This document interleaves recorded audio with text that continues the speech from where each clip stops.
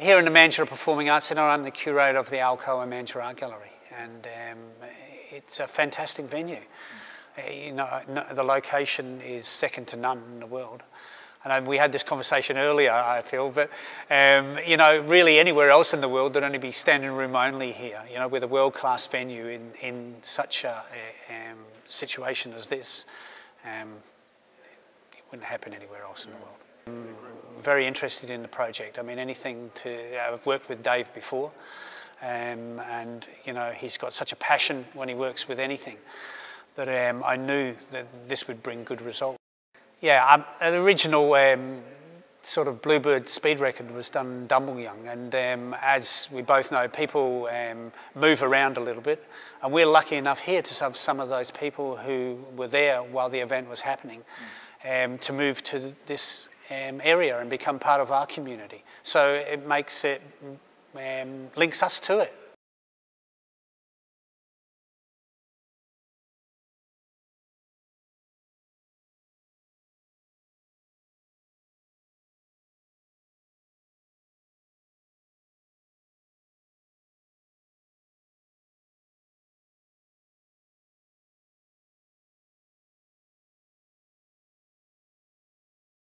Well, hello Australia, and thank you so much for celebrating my uncle's achievements in such a grand way. I know you've all been working really, really hard over there to make this fabulous exhibition. So from this side of the world, thank you very much. I'm so proud of my uncle's achievements back in 1964. The only man to break both land and water speed records in the same year, obviously on Australian soil and Australian water. He was an incredibly brave man to try and achieve these records. And as we know, the land speed record set in July really was a man overcoming his fears to get the record. The track in Australia on Lake Eyre really was not fit for purpose, and Donald overcame that and eventually getting 403 miles an hour, which was the world record for a wheel-driven car. And he came back to the UK slightly disappointed that the car hadn't gone faster, and slightly disappointed, I think, that the UK didn't recognise his achievement to the full extent that it should have been. But back in Australia, the celebrations were big, and he felt far more at home in Australia. Hence, attempting the water speed record in the same year back in Australia. He had the car, and he got the boat out there, and as we know, again, very difficult to break both records. And it wasn't until New Year's Eve on Lake Dumbleyung that he eventually got that tiny window of opportunity, New Year's Eve, just as the year was finishing, to do that 276 miles an hour on the water. And yeah, an incredible achievement of which I'm just immensely proud of being part of that family. And I don't think it really has been celebrated properly. So you guys in Australia building this exhibition really is a testament to how you feel about him over there. And thank you very much for doing that.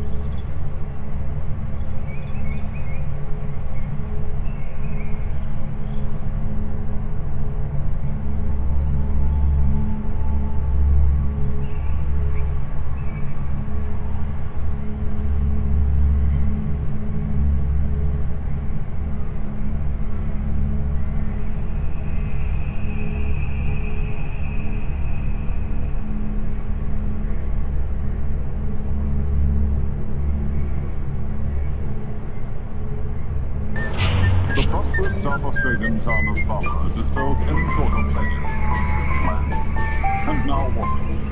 The dream will become a reality. No legends, no myths, no evil spirits here. A methodical scientific record attempt. Already 6 times holder of the world mark. Now have more fun with Coke.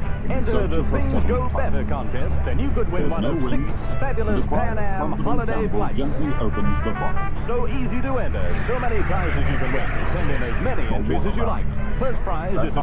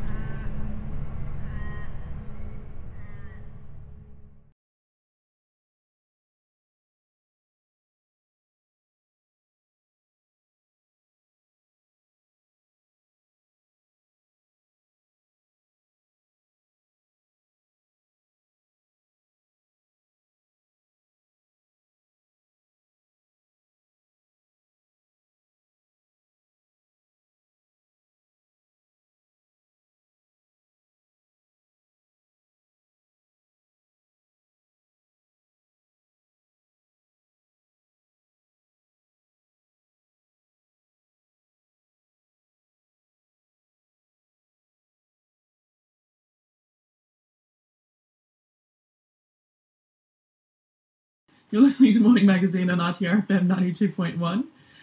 Now, it was on Lake Dumbliang, am I saying that right? In the Western Australian wheatbelt, where Donald Campbell became the fastest man on land and water. A major achievement, and one now being recognised and remembered.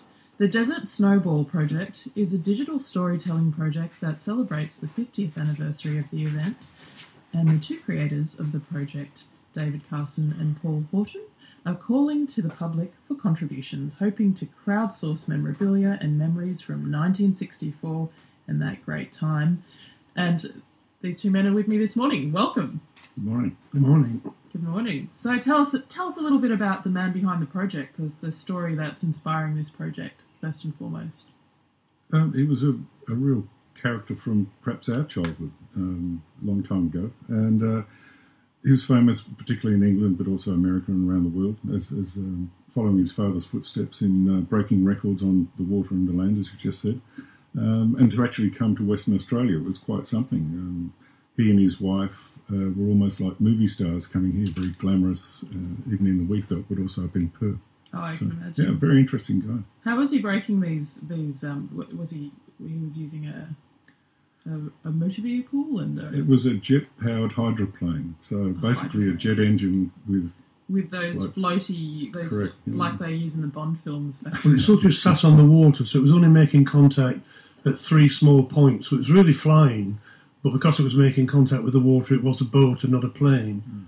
And of course, the main thing was to stop it from flying, So the engineering behind it was actually to stop it planing off the water, so that they were always trying to modify the boat.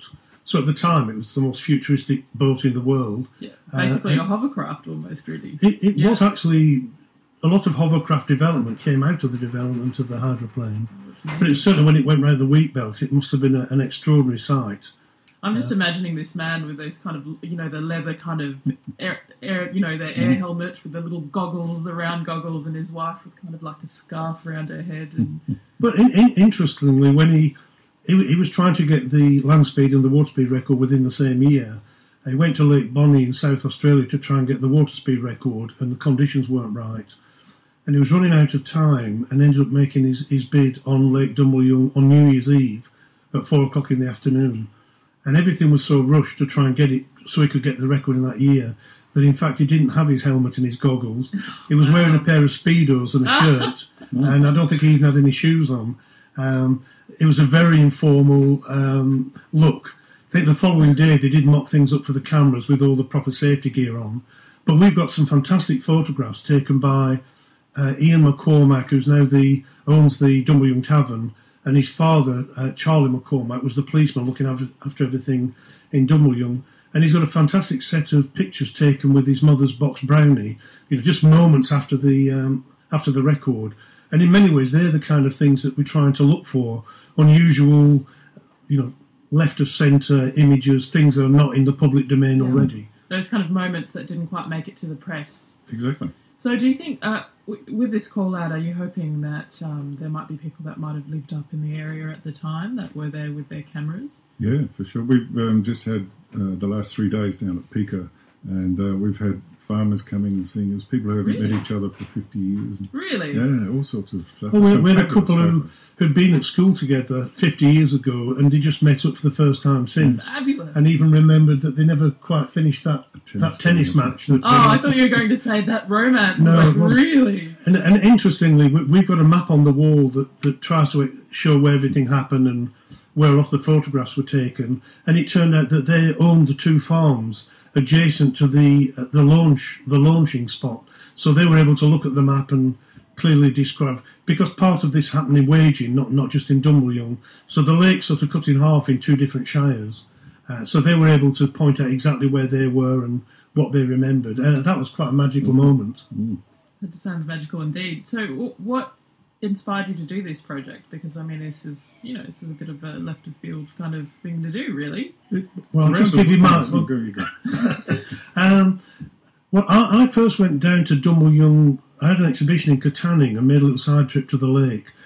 And, of course, anybody of our age who's English knows about Campbell, because when we were kids, you had the little Bluebird car or the Bluebird boat. And I think I'd seen a sign somewhere advertising something to Donald Campbell and Bluebird, and thought, what's that got to do with the wheat belt? I didn't know about the story. And I went to Dumble and found there wasn't actually anything there to mark the occasion. There was not really anything to go and look at. And so that stayed in my mind for a while. And then a friend of mine in the UK had just finished writing a book about Campbell. And so I got more involved. And then Paul and I together started doing some serious research. We went down to the tavern in Dumble, where unbeknown to us, the landlord... serious research at the tavern. Well, it was so amazing, because the guy who owns the tavern, turns out his father was the policeman at the time, and we asked exactly the right person. Because he said, that's very lucky. I'll tell you about Campbell. We went in the back, and of course, he's got a huge collection of memorabilia. Wow. And pictures. So a lot of the pictures on the wall at Pica are of him as a child, and him and his brother playing on Bluebird, swimming in the water with Campbell, which is amazing. So exciting for a little town in the middle of the outback. Yeah, definitely. It was the biggest thing that happened in the whole south for quite a few years. And when he came up to Perth, he did a demonstration run on Swan River. We've got one photo of that. We want more, if anybody's listening. But 60,000 people lined the river around Matilda Bay. That's a lot of people. That's a lot of people, especially back then. I wonder what the population of Perth would have been. Well, less than 1 million for sure. Subi Oval would have only held about 40,000 for a grand final, so it's a big event. So, there has been a great history of adventuring characters since and before. I mean, the Leyland brothers, and we still have Dick Smith. So, is that part of the attraction of this project, kind of harkening to the adventurous outback spirit? I mean, it's a real using this and doing it with multimedia. That's kind of, you're bringing the kind of the right out there regional kind of elements, adventure in with something that's very contemporary. It's digital. And that's part of the idea. Kids don't need to be taught how to use an iPad, and if we can get a good story in there, then they'll hook into a whole range of things. So great. There's a thread where we'll try and link the story to the national curriculum so that it actually makes sense in schools.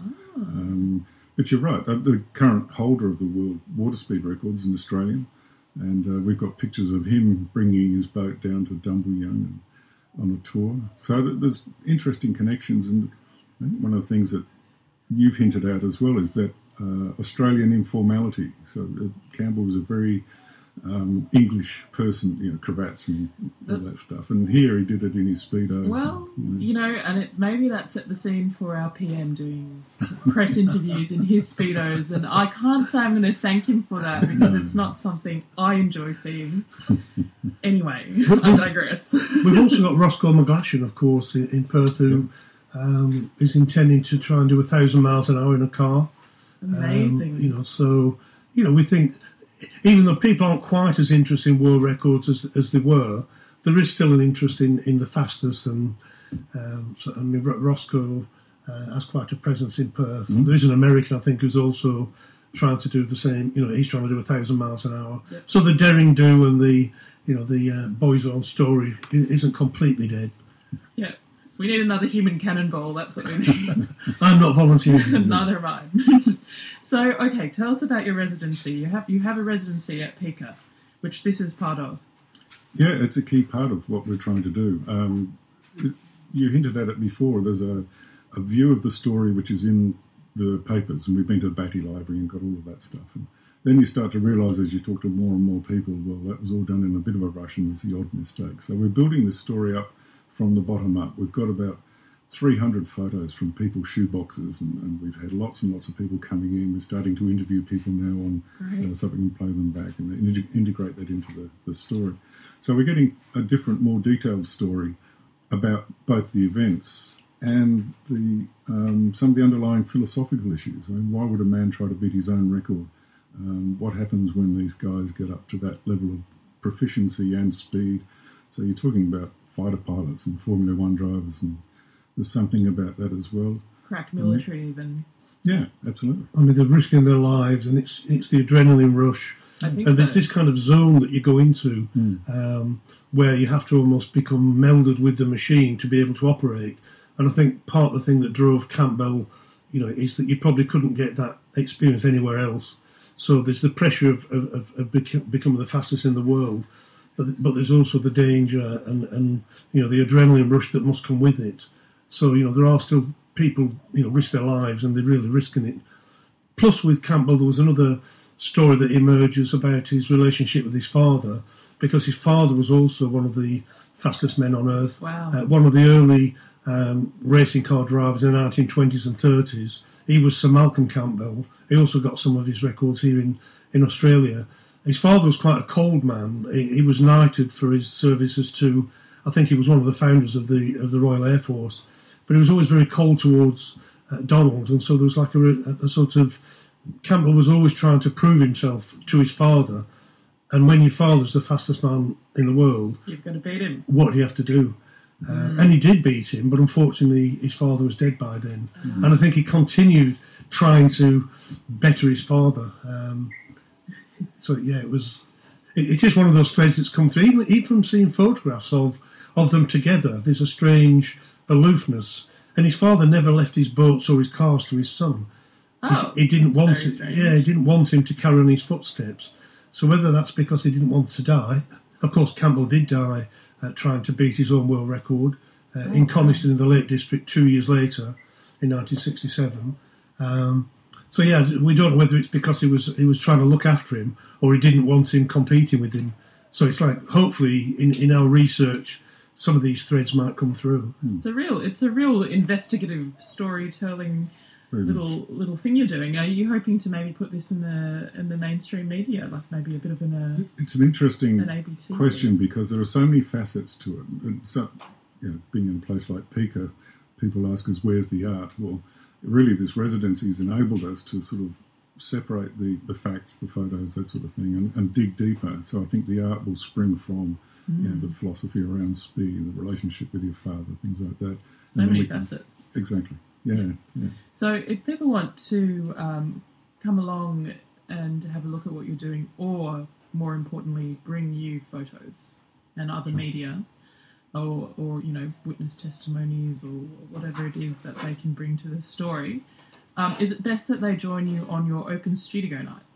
Yes, that's tomorrow night actually. Oh, it's tomorrow night. That's tomorrow right, night. 15th of April. But we'll also be there for another 2-3 weeks at PICA. And we've got a website and a Facebook page and all that sort of stuff. Yes. So Do you want to give them a plug right now, right here and now? Facebook, what's the... Our website's desertsnowball.com, and Facebook, it's Desert Snowball. Desert Snowball, not a hard one to forget there. And just to let you know why Desert Snowball, is because Campbell said that he didn't think he had a snowball in the desert's chance of winning. And so we thought the desert and snowball kind of work nicely together. It's a beautiful and inspirational name. And if you want to get down to Open Studio Night at PICA, which is in the Perth Cultural Centre, if you don't know that already, head down there at 6 p.m. It's free. You can have a bit of a sniff around and have a chat to David and Paul about the project, and maybe spread the word and help them find more parts of the story. And give us some likes on our Facebook. Oh, yes. Or just like them on Facebook because they want to be popular. That's important too. Thanks so much for joining us on Morning Magazine. Pleasure. Thank you.